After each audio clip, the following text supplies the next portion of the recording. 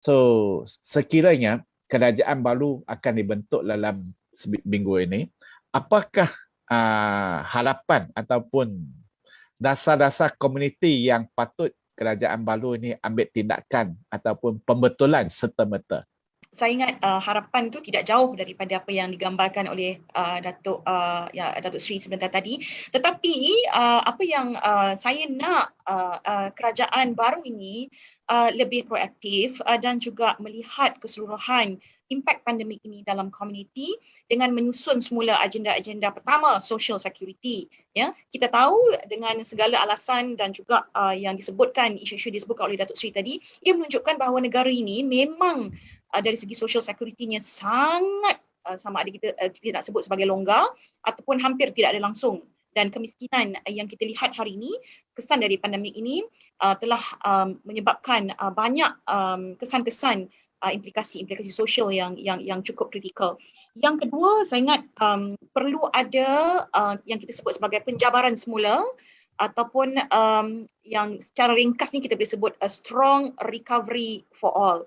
Maknanya pelan pemulihan ini tidak boleh pelan pemulihan yang dilihat sebagai retorik. Mr. Tan, saya cukup risau ketika ini. Pertamanya, ahli politik adalah orang yang paling dibenci sangat ketika ini. Tak ada ahli politik yang tidak dibenci ketika ini. Semua orang berkata, maknanya kalau kita buka, semua orang sedang mengumpat ataupun mengata sesama berkaitan dengan isu ahli-ahli politik sekarang ini. Tetapi kita harus memberikan keyakinan kepada rakyat. Boleh benci ahli politik, tetapi jangan benci politik. Ya? Kerana tegaknya penegakan politik ini penting. Ya? Kerana ia adalah penegakan hukum, penegakan kuasa, penegakan dasar dan polisi. Mana-mana kerajaan yang boleh membawa penegakan dasar dan polisi yang kukuh mestilah disokong oleh rakyat kerana ia memberikan manfaat kepada rakyat. Kembalinya manfaat itu adalah kepada rakyat. Itu harapan yang cukup besar kerana selepas kita ada satu benchmark kegagalan ini, kita tidak boleh lagi berkompromi dengan sebarang kegagalan. Jadi harapan yang cukup besar, kita tidak boleh menstabilkan lagi kegagalan. Kita perlukan kerajaan yang stabil, yang tidak ada kompromi ketika ini, dan barangkali perlu ada pemusatan ataupun fokus kepada isu-isu utama. Maknanya kabinet mungkin tidak perlu terlalu besar sebagaimana yang kita ada sebelum ini, tetapi juga dalam konteks jawatan kuasa penting, ya, yang kritikal, jawatan kuasa kesihatan, jawatan kuasa yang kita panggil sebagai sosial, jawatan kuasa wanita dan kanak-kanak, jawatan kuasa kemiskinan dan kelaparan rakyat ini yang mesti ditangani dengan segera. Saya risau kerana kita sedang menuju pengakhiran 2021 ini, tetapi kita tidak ada benchmark yang cukup cantik melihat kepada cara kita mengatasi dan juga berdepan dengan dan address isu sosial ini. Kita ni Mr. Tan, bila ada isu kita bising-bising, barulah dia respon. Tak boleh macam tu. Macam isu vaksin, ya. Bila kita bising tentang isu vaksin kepada warga emas, barulah datang polisi. Hari ini kita bincang 70 kematian ibu hamil yang setiap hari meningkat. Ya? Dan kita belum lihat betul-betul konklusif daripada mana-mana pimpinan ketika itu yang betul-betul menjawab isu bagaimana vaksin kepada ibu hamil ini. Dan yang terkini, ya, apabila kesan pandemik dan kematian ibu bapa ini menyebabkan ramai dan meningkatnya anak yatim ini.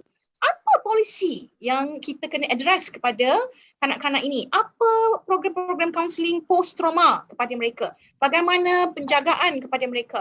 Dan kanak-kanak yang kuarantin seorang diri ini, bagaimana kedudukan mereka dari segi penjagaan dan juga pemantauan kepada mereka? Ini semua polisi nampak kecil, Mr. Tan, tapi ia memberikan kesan yang cukup besar.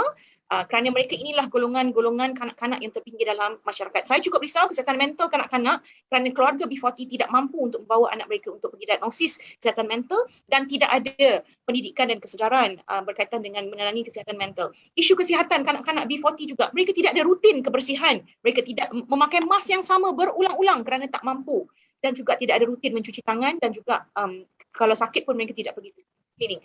Nampak kecil tapi inilah komuniti kita. Ya, yang mesti kita pantau dan lihat bagaimana kita nak memastikan bahawa semua orang, setiap orang selamat walaupun berada di rumah dan polisi-polisi yang boleh menjamin keselamatan mereka dalam tempoh pandemik. Itu saja Mr. Tan, terima kasih. Nak belajar pun kena panjat pokok. Ya.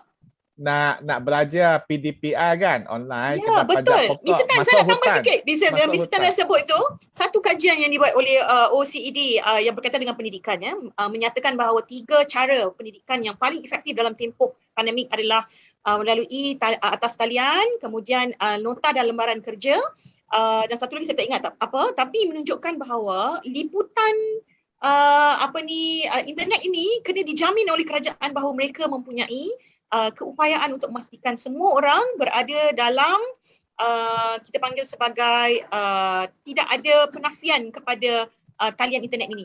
Ini janji 150,000 laptop pun kita tak nampak, capaian internet pun tak nampak. Jadi ini adalah harapan besar kepada kerajaan baru. Capaian internet itu mestilah bagi mengurangkan ketaksamaan, kecurangan, kita panggil sebagai kesenjangan dalam masyarakat ini, supaya yang miskin juga dapat menikmati pendidikan yang sama. Yang tentang 150,000 unit komputer tu menjadi janji dicapati.